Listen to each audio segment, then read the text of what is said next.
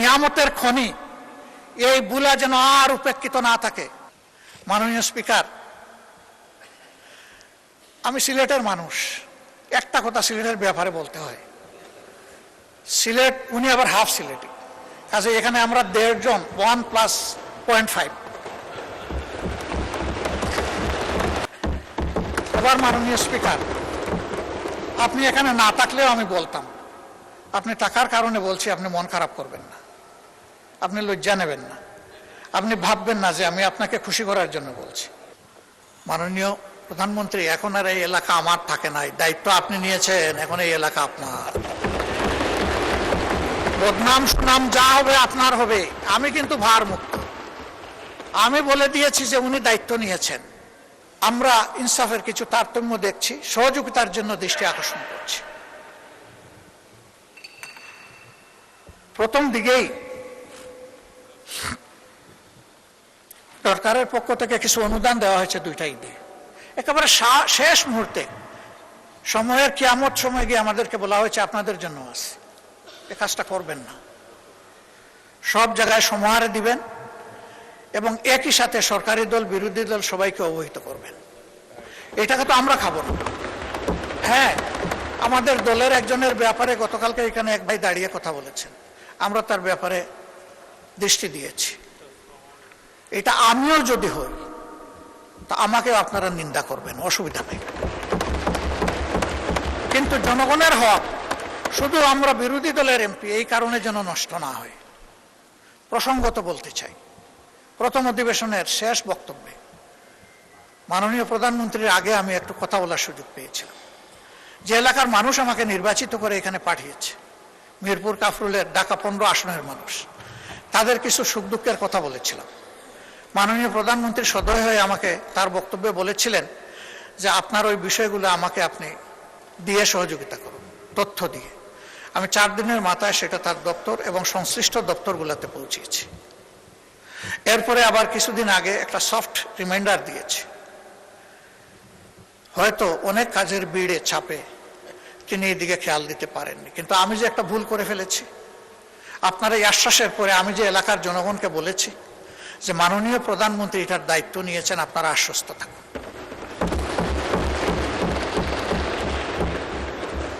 আমি মাননীয় প্রধানমন্ত্রীকে বলেছিলাম অবস্থাটা পানির জন্য কারবালার মতো, 1 ফোঁটা পানি পান করার সুযোগ দিন। পানির জন্য এখন ডেইলি সেখানে মানুষ বিক্ষোভ করে। আবার কিছু অসাধু ব্যক্তি রাজনৈতিক যুগ সাজসে রাতের বেলা এরা পানির পাইপ কেটে বিভিন্ন জায়গায় তাদের পাওনাটা আদায় করে, অবৈধ পাওনা আদায় করে সেখানে পানির অবৈধ সংযোগও দিচ্ছে। প্রতি সপ্তাহে সর্বোচ্চবার বিকাশ পেমেন্টে 50 জন হবেন পেমেন্ট চ্যাম্পিয়ন। জিতে নিন টিভি সহ আকর্ষণীয় সব প্রাইজ। মাননীয় প্রধানমন্ত্রী, এখন আর এই এলাকা আমার থাকে নাই, দায়িত্ব আপনি নিয়েছেন, এখন এই এলাকা আপনার। বদনাম সুনাম যা হবে আপনার হবে, আমি কিন্তু ভার মুক্ত। আমি বলে দিয়েছি যে উনি দায়িত্ব নিয়েছেন, এখন আপনি কি করবেন সেটা আপনার ব্যাপার। আমি শুধু স্মরণ করাই দিলাম, এই একটি এলাকায় যদি প্রধানমন্ত্রীর কাছ থেকে বিরোধী দলের একজন ক্ষুদ্র সদস্য হিসাবে আমি ইনসাফ না পেয়ে থাকি, তাহলে সারা বাংলাদেশে বিরোধী দলের সদস্যরা কি পাচ্ছেন সেটা তো আমার আশা।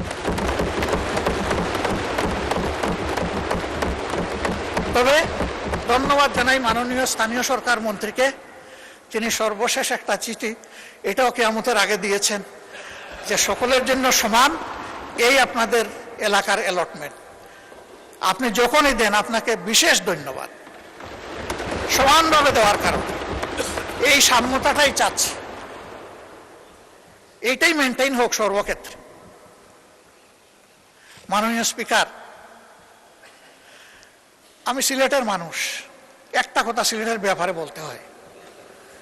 সিলেট, উনি আবার হাফ সিলেটি, কাজে এখানে আমরা 1.5 জন, 1+0.5।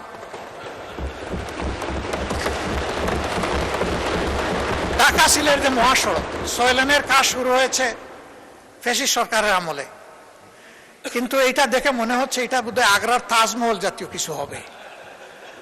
কত বছর লাগবে আমরা জানি না। গুই সাপের মতো হাঁটি হাঁটি এটার কাজ চলছে। প্রধানমন্ত্রী নিজেও কিন্তু এটা এক্সপেরিয়েন্স করেছেন, তাকে ধন্যবাদ। কারণ ওই রাস্তা দিয়ে চলতে গেলে বঙ্গোপসাগরে যাওয়ার দরকার নাই, ঢেউ দেখতে গেলে ওখানেই যাওয়া যথেষ্ট।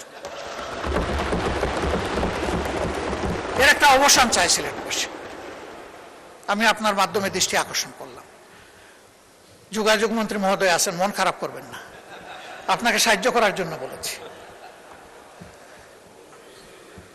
দক্ষিণ পশ্চিমাঞ্চল যশোর, খুলনা এবং সাতক্ষীরা এই 3টা জেলার বিস্তীর্ণ এলাকা ওয়াটার লগড হয়ে আছে দীর্ঘদিন ধরে, এর কোনো সমাধান নাই। ফলে কৃষক, কৃষি সবকিছু হুমকিতে পড়েছে, এমনকি শিল্পও হুমকিতে পড়েছে। আমি অনুরোধ করব অগ্রাধিকারের ভিত্তিতে এই বিষয়টার প্রতি নজর দিন। এবার মাননীয় স্পিকার, আপনি এখানে না থাকলেও আমি বলতাম, আপনি টাকার কারণে বলছি, আপনি মন খারাপ করবেন না, আপনি লজ্জা নেবেন না, আপনি ভাববেন না যে আমি আপনাকে খুশি করার জন্য বলছি। আমি আমার দায়বোধের জায়গা থেকে, দেশের ভালোবাসার জায়গা থেকে বলছি। ভোলা দেশের সর্বদক্ষিণের জেলা। এই জেলাটি অন্য কোনো জেলার সাথে স্থলভাগে সংযুক্ত নয়, এটাও একটা ওয়াটার লক জেলা, এটা বাংলাদেশের অংশ। তাদের অধিকার রয়েছে বাংলাদেশের অন্যান্য সকল জায়গার যোগাযোগ ব্যবস্থার যে সুবিধা তারা পেয়ে আসছেন, ভোলা এখন এটা পেতে চায়, এটা পাওয়া তাদের অধিকার।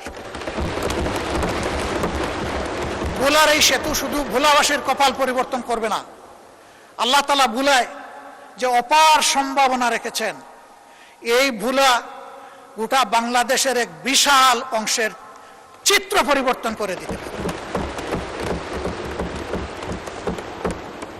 এই জন্য আমাদের নিয়ামতের খনি এই ভোলা যেন আর উপেক্ষিত না থাকে।